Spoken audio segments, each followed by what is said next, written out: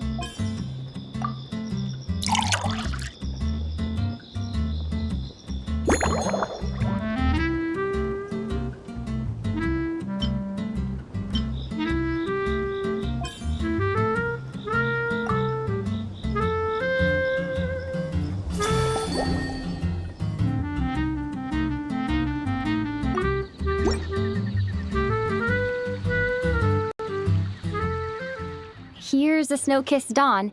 I hope you like it. Not cloying, smooth on the palate, with a refreshing aftertaste. If anything, though, I seem to be feeling a little more energetic than I'd like. Perhaps you've unwittingly unraveled Glenfiddia's secret and concocted an even more effective pick-me-up?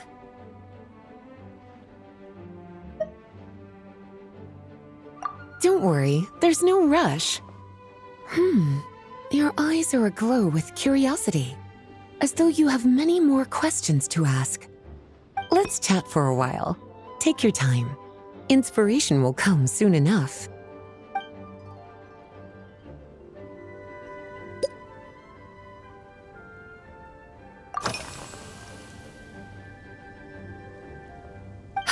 Since you're asking, it's been a bit of an unusual day. There's a chef, fresh out of training in Fontaine, who's recently taken up a position at the Goth Grand Hotel. She borrowed our most valuable book, the Mondstadt Millennial Compendium of Desserts. Apparently, she plans to use dessert-making techniques to improve the taste of various savory dishes. Something about reducing their greasiness. Indeed, and judging by the results, she rather overdid it with the caramel sauce. What should have been fragrant meat slices ended up tasting nauseatingly sweet. Caramel sauce is such a fantastic ingredient, you know? It never fails to please when added to drinks. Sometimes I even add a spoonful to my afternoon tea. Improving food, I suppose, isn't always about being as creative as possible.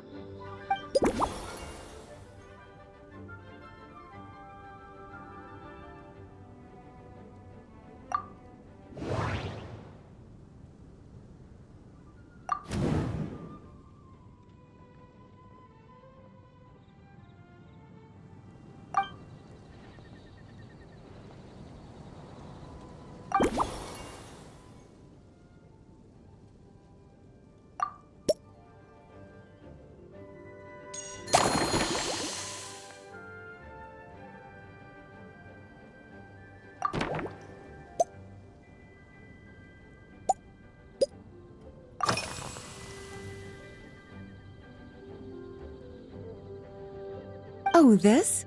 That was for another of today's little errands. A large contingent of the expedition team will be returning to Mondstadt soon. They've been away for such a long time, so there's a good chance many of to try and get a better understanding of what new ingredients might satisfy our knights' changing preferences. Well, they've all devoted their blood, sweat, and time to protecting Mondstadt. They deserve some care and respect in return. Based on what I gathered, the most requested ingredient was cacahuatl from Natlan. It seems like our knights have developed a taste for cocoa. In their letters, many of them mention that they rely on cocoa to keep themselves energized. I've tried hot cocoa myself, and I must say, I find it just as effective as coffee when it comes to staying alert.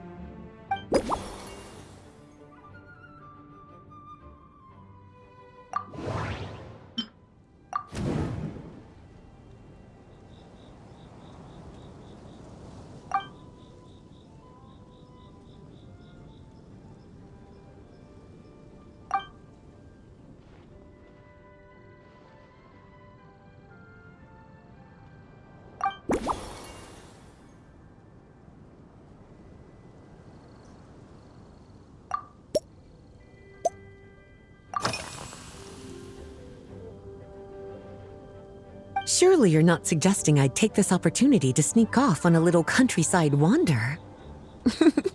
You caught me. My investigations into Mondstadt's lesser-known drinks took me to Dawn Winery, where I had a little chat with the head housemaid, Adelind. On my way back, I ran into Emmetall out on patrol. She'd encountered some monsters she didn't know how to deal with, and in her desperation, asked for my help. I accompanied her on a detour to Wolvendom to teach some raving hounds a lesson. It's been a while since I've had such an invigorating workout.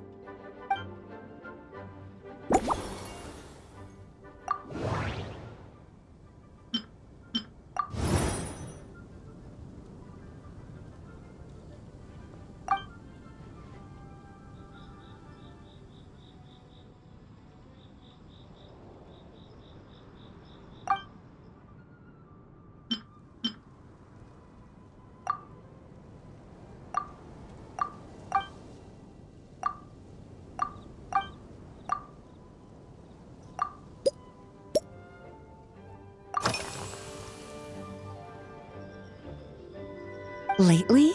So careful with your wording, cutie. Is that because you think that I, too, might have changed since we last met? Or simply because you can't remember? Not bad at all. A flawless answer. Back in my student days, I might have been drawn to every new and exciting ingredient I read about, constantly expanding my horizons and stepping out of my comfort zone.